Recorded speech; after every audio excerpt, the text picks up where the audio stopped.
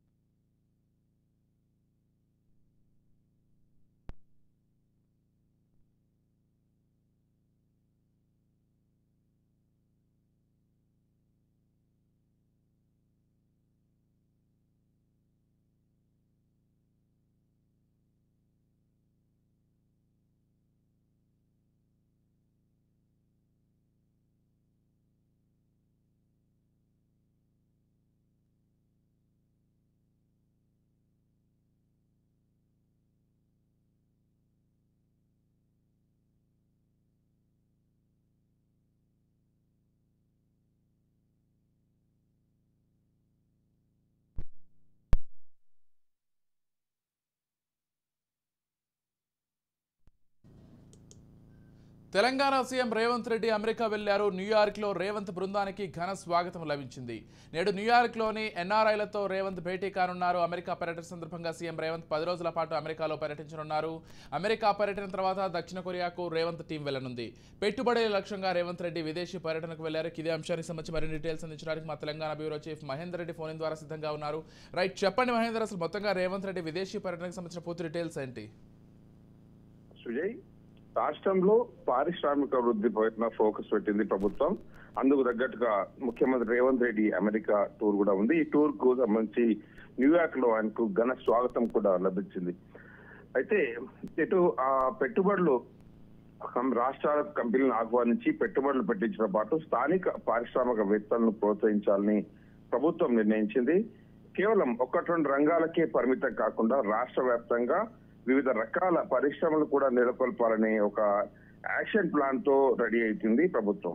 మరి ఇందులో భాగంగానే 4-5 ఏళ్లకు ఇటు షార్ట్ టర్మ్ ప్రణాళికతో పాటు 2050 మెగా మాస్టర్ ప్లాన్ కూడా రూపొందించింది. తద్వారా ప్రైవేట్ సెక్టార్ లో ఏటా కనీసం 10 లక్షల మందికి ప్రత్యక్షంగా కావచ్చు, పరోక్షంగా కావచ్చు, ఇటు ఉపాధి కల్పించడమే లక్ష్యం పెట్టుకొని ప్రభుత్వం అయితే ముందుకెళ్తుంది. అందుకు తగ్గట్టుగా ఇండస్ట్రీస్ పాలసీని కూడా తీసుకొని వచ్చింది కొత్త ప్రభుత్వం. అయితే మొత్తంగా రాష్ట్రంలో అందుబాటులో ఉన్నటువంటి భూములు, ఆ భూముల వాతావరణ పరిస్థితులకు తోడు తాము ఇస్తున్న సత్వర అనుమతులు కూడా ఇతరత్ర ప్రోత్సాహాలు కూడా కలిసి వస్తాయని ప్రభుత్వం అయితే భావిస్తుంది. ఇక్కడ ఎవరైనా సరే పెట్టుబడి పెట్టడానికి అనుకూలంగా ఉంటుంది. ప్రభుత్వం పూర్తి సహకారాలు అందిస్తుంది అన్ని విషయాల్లోనూ కూడా చెప్పేందుకు ఇదొక సంకేతం అని చెప్పొచ్చు. ఇక రాష్ట్రంలో కొత్త ఇండస్ట్రీలు నెలకొల్పేందుకే పెట్టుబడులు తేవడమే లక్ష్యంగా ముఖ్యమంత్రి రేవంత్ రెడ్డి అమెరికా ప్రయాణం అయితే అయ్యారు. మరి అమెరికా, సౌత్ కొరియా పర్యటనకు అయితే ముఖ్యమంత్రి బయలుదేరడం, ఆయా దేశాల్లో ప్రముఖ కంపెనీల ప్రతినిధులతో ఆయన సమావేశం అయితే కానున్నారు. తిరిగి ఈ నెల 14న హైదరాబాద్ చేరుకోనున్నారు ముఖ్యమంత్రి. తెలంగాణకు పెట్టుబడి రావాలంటే ముందుగా రాజధాని హైదరాబాద్ లో మౌలిక వసతులు మెరుగుపరచాలని, ఎక్కడ చూసినా ఇప్పుడు ఎయిర్పోర్ట్ కావచ్చు, ఔటర్ రింగ్ రోడ్ కావచ్చు, ఇలాంటివి రీజనల్ రింగ్ రోడ్ పాటు ఇంకా కొత్తగా స్కిల్ సిటీ అని కొత్తగా ఏర్పాటు చేయడం, ఇవన్నీ కూడా పెట్టుబడిదారులను ఆకర్షించేలా ఉండేందుకు పూర్తిగా మాస్టర్ ప్లాన్ చేయడం మనం చూస్తూనే ఉన్నాం. నిర్ణయాలు ఒక్కొక్కటిగా మాట్లాడడం, శంకుస్థాపన చేయడం అని కూడా.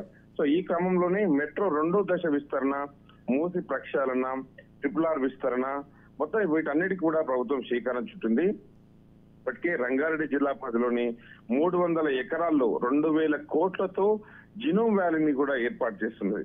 అదే సమయంలో 1,00,000 కోట్ల పెట్టుబడితో 10 ఫార్మా విలేజ్లకు ప్రణాళికలు సిద్ధం చేస్తుంది ప్రభుత్వం.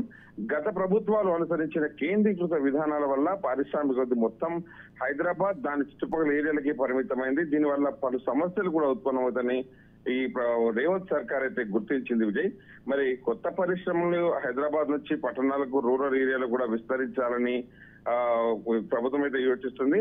అందరూ కూడా హైదరాబాద్ ని డిపెండ్ కాకుండా అక్కడ తాము ఉంటున్న ప్రాంతంలోనే ఉద్యోగాలు నెలకొల్పాలి అనేటట్టు ఒక విషయంతో కూడా ప్రభుత్వం ముందుకెళ్తుంది. మరి ఈ రాజధాని చుట్టూ 155 కిలోమీటర్ల పరిధిలో ఓఆర్ఆర్ ఇప్పటి నుంచే ట్రిపుల్ ఆర్ ఉంది. మరి ఇప్పుడు రీజనల్ రింగ్ రోడ్ అలా మధ్య ఇండస్ట్రియల్ కారిడార్ కూడా ఏర్పాటు చేసేలా ప్రణాళికలు అయితే వచ్చేస్తుంది.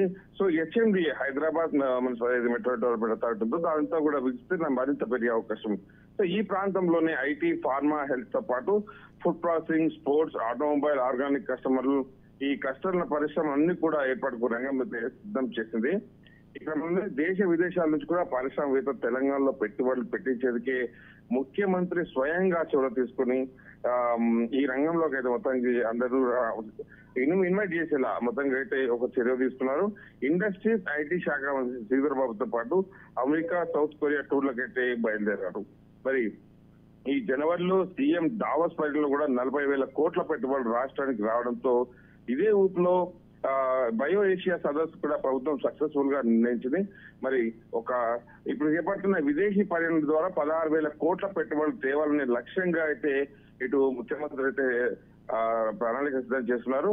ఇటు పల్లెల్లో వ్యవసాయ ఆధారిత పరిశ్రమలు కూడా ఏర్పాటు చేయాలని రాష్ట్రాన్ని అర్బన్, సెమీ అర్బన్, రూరల్ ఇలా 3 భాగాలుగా విభజించి ఇండస్ట్రియల్ ఏర్పాటును ప్రోత్సహించాలని సర్కార్ అయితే నిర్ణయించింది. మరి ఈ క్రమంలో తెలంగాణకు 3 క్లస్టర్లుగా విభజించింది.